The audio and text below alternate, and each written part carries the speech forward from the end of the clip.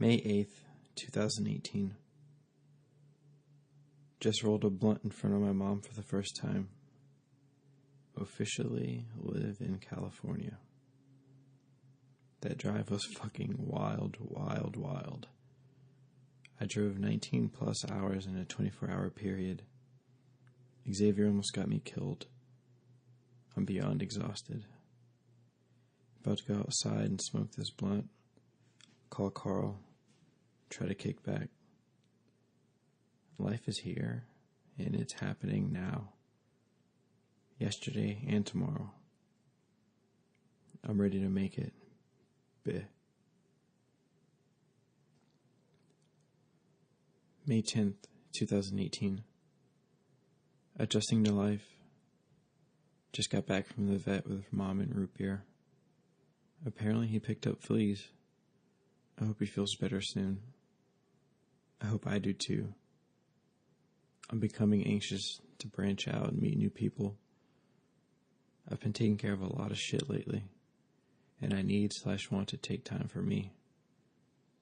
It's so surreal being here. Driving around only briefly this afternoon, I saw so much. OMG, this fucking pen is on some bullshit. May 27th, 2018. I don't know where to start. I'm feeling pretty lucky. I've been happy. That's major. Currently my biggest issue is waiting for unemployment checks to start arriving. But mainly I'm living life, chilling, feeling peaceful-ish. I don't have as much space or alone time as I'm used to. However, at this point I'm not tired of my family yet. Yesterday I worked out for the first time since moving, and again today. I'm feeling great about that. Been eating pretty good too, dude. And when I get a little money coming in, I'll be able to satisfy my thick-ass appetite. I for sure didn't spell that correctly. Gonna need a new pen soon. Goodbye for now. Love and light. That day is rated 9 out of 10. I've been rating my days on a scale of 1 to 10 since, I think, December of 2017. Still unsure what or where exactly that day is headed to, but it is being collected. I thank you for joining me again in this adventure that we're on.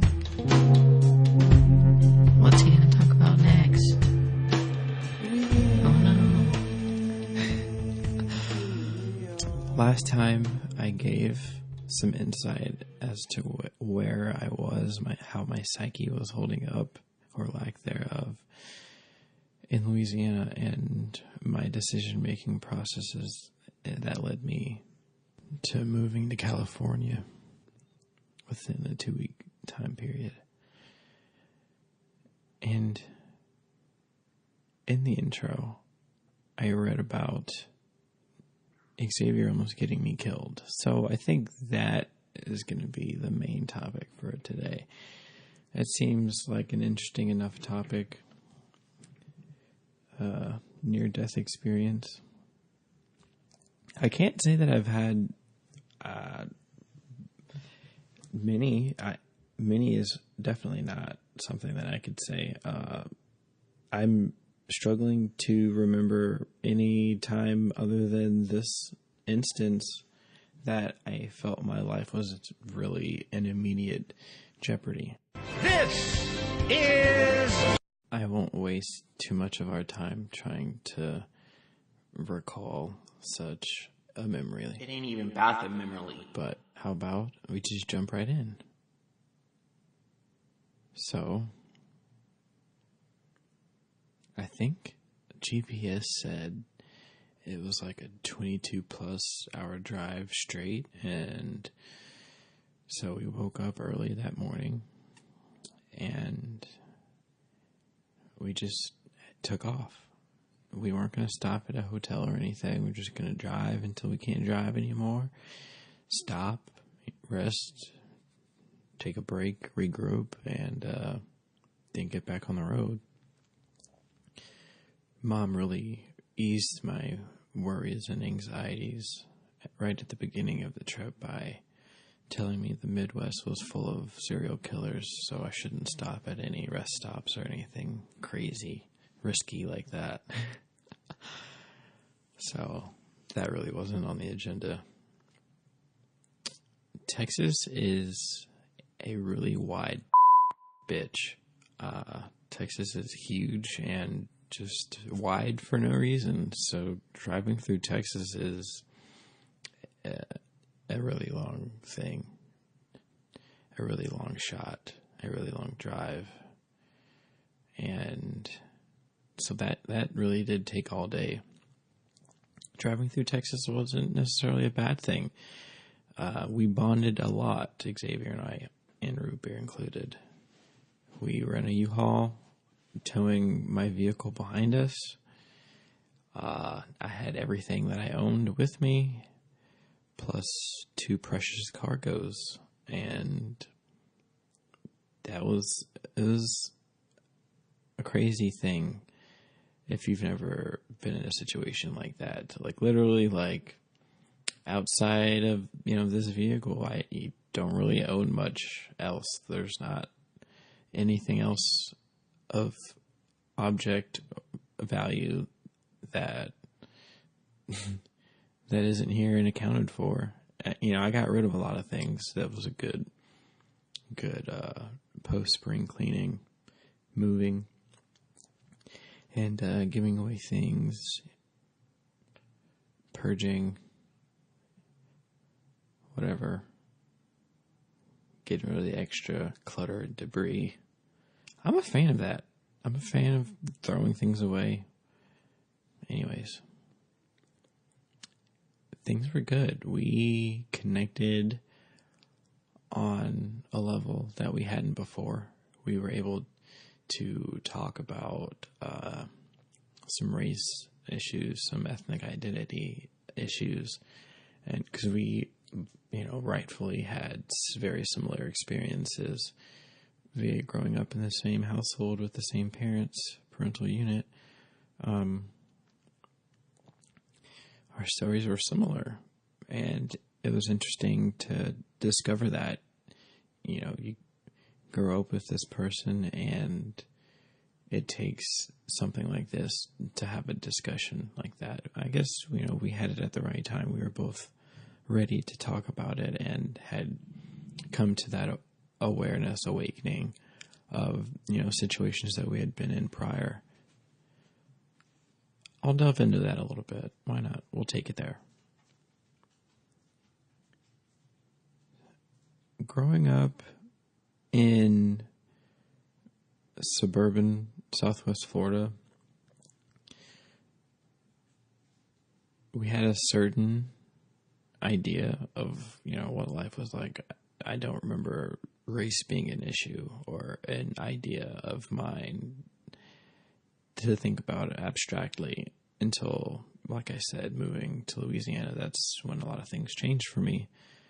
And I never honestly took into account my color until I moved there. So that also is a weight. But something that Xavier and I both accounted for is the media's influence on a young black person raised in mainly white neighborhoods and school districts and things like that. There is a certain image and portrait that is presented of mainly a black man, minorities and people of color specifically, generally, mainly. But, the black man definitely gets a brunt of that media coverage. You know what I'm talking about. So I'll speak for myself personally. I had a slight prejudice. I thought that,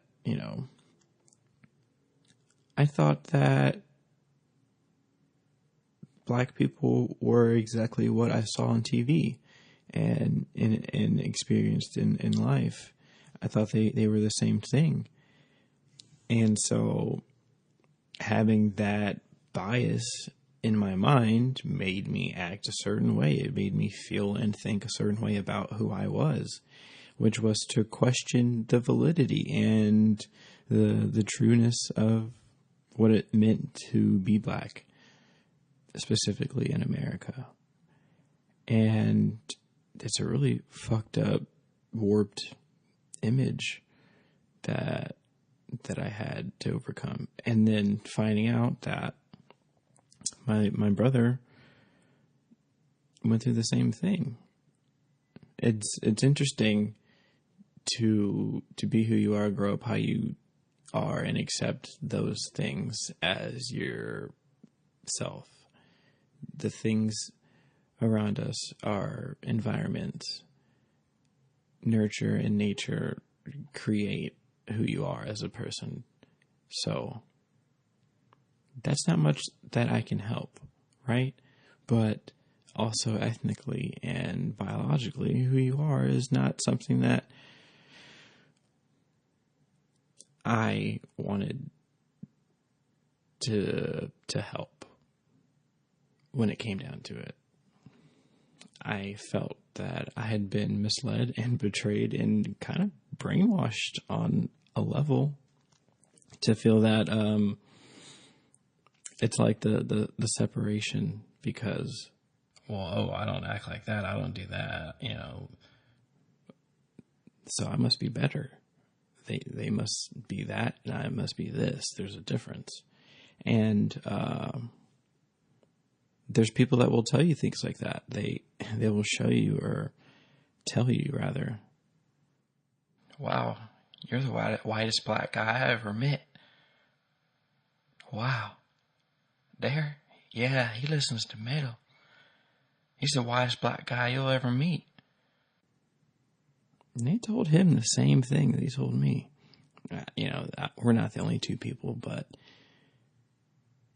in a situation where you've got so much on the line and your mind is in a very specific state of frame. My mind is solely on the fact that everything that I possess is here right now, and that was a vulnerability. And that's all that I could think about was the fact that I had no idea how I was going to get to where I needed to go. It happened. I got there. By powers unknown, by forces greater than me, I really believe that. Exiting Texas, entering Arizona, it's dark now. I'm tired. We stopped. I won't say where we stopped because I'm not getting paid advertising or whatever the fuck. So I'll just say that I got a veggie burger. And I let him drive. I let my brother drive. He goes to school in Florida, and he has a license now, but I'll say at the time, he had his license, maybe even a permit. I don't think he had his license. I don't know. I mean, he could drive legally. He just wasn't used to driving. He didn't drive very much at school. He had friends and whatever to help him get to point A from point B. Point C from point D, whichever points he's going, he's getting there. I'm being a cool older brother. I'm like, yeah, man, we just connected. We reconnected. We're fucking boys, shared experience. We're vibing. I'm like, yeah, you can handle this. Honestly, though, that wind and shit on those, I don't know if you've ever driven one, but on those U-Haul trucks, it's not a joke. That baby was whipping back and forth. And I think it really helped that I had the car towing behind. Really made for an interesting, stressful ass journey. So, Yeah, bro, you've got this. You can handle this. I'm tired. I'll let you drive a little bit. I done drove all day. You're ready to go. You're ready to get at it. so he's driving. I'm relaxing, starting to unwind. I think I even hit the weed in the back of the U-Haul. I did bring some with me. It was that black weed. First time I had ever seen some black bud. And I was advised to leave it behind in Texas. I did leave some parting gifts, but I brought the black weed with me. We're all the way in the left far hand lane. It's at least 4 lanes. I want to say 5 max. Like no more than 5 lanes, but easily 4 lanes. Zooming, right? I've got everything I own with me. I've got my brother with me. I've got my dog with me. We're on this huge journey. I've never been this way. I have never been to California. I've been in Louisiana in my same comfort zone since age right before I turned 19. I've been there alone on this journey, headed back home now. Not back home, headed, to the new home, to the new, the West Coast. You know how it goes. Xavier, for whatever reason, is all the way in the left-hand lane. He's not going the fastest, but he's in the fastest, supposed to be the fastest lane.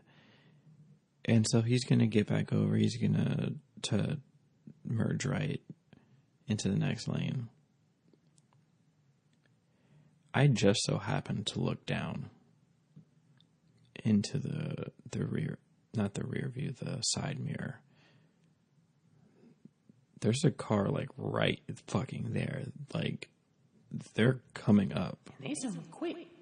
Real quick. I don't remember what I said,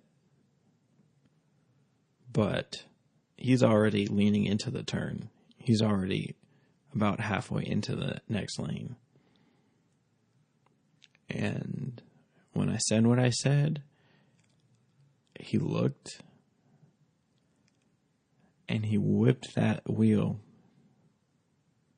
back the opposite way to the left. We slam into the guardrail on the left side. My car scrapes. Fishtails.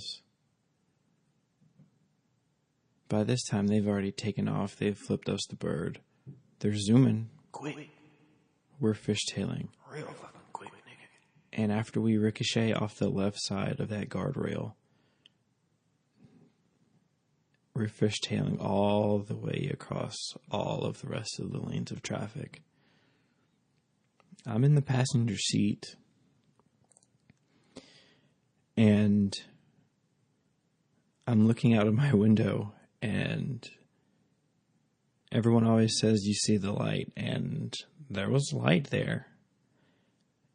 It wasn't God, it was fucking headlights. And all I could think was, wow. Luckily, the car keeps going. The U-Haul truck keeps going. We were going so fast it didn't stop us right in the middle of the traffic. So we're parallel going across the lanes of traffic now. And we make it across, and there's a fence, and we just like slam into the fence head on. And we stop. And we didn't get hit by oncoming traffic. And I wasn't murdered. Not murdered. I wasn't killed accidentally, vehicular homicide, whatever the fuck. I look to my left. I look at my brother. He's stunned. I'm stunned. I'm like, "Are you okay?" He's like, "Yeah, I'm okay." I'm like, good, okay, cool. So now my mind is racing. I'm like, he's okay, but I've got everything that I keep going back to that, but that's like the main point of where my mind was. That so much pressure was on me. The fact that, this is literally everything. Like, if something happens, like, I don't have shit else. Like, I don't, I'm walking away with my life and my dog, my brother, things like that. But any and everything that I had acquired and deemed to be a part of something that I wanted to bring with me to my new life was here, and it was vulnerable, tangible in the best and worst way. So I'm like, okay, well, this is kind of an accident, and just from what I remember just now, forgive me, I know this just happened, but I think that you kind of caused this. I'm sort of unfamiliar with Arizona's weed laws. Now that I think about it, I'm not 100% sure that you have your license. How about I jump in the front seat? Go ahead and get out. I'm gonna get in the front seat, the driver's seat. I must be Jesus because I'm taking the wheel. Damn it! You're the best. You're the fucking best. I appreciate it. Yes, bitch. I'm fucking terrified. I'm scared as fuck. Okay, I was afraid of dying moments ago, but now I'm afraid of the police. I'm afraid of fines, tickets, arrests. I don't have a fucking record, my nigga. Sheesh. I hop out. There are citizens stopped, pulled over on the side of the road, out of their vehicle. I think somebody was on the phone with some sort of highway patrol or whatever the fuck. They're asking if anybody else was involved. I'm like, no, I mean, yes, but they took off. They kept going. Nobody was injured. No, there's no damage to anything else. I walk over to the left side of my vehicle on the rear end. She got hit. Oh, she got tagged. She got a little roughed up on the little back booty part. Yeah, even the U-Haul trailer got dinged. Luckily, when I returned that hoe, they didn't really notice. Got him! Luckily, everyone was there, and there was people out here wishing well upon me, and I really think that energy paid off. Yeah. And that's how I almost died on my way to California. Interesting story, I think. It's all part of the catalog now, the history. Well, I don't know where this is going to go or where this is going to take us, but it definitely is taking us somewhere. Don't know what I'll talk about next time, or if there'll be a next time. I'm just glad that there's a this time. I appreciate you listening. I appreciate you being here. I guess I'll head out. Next time.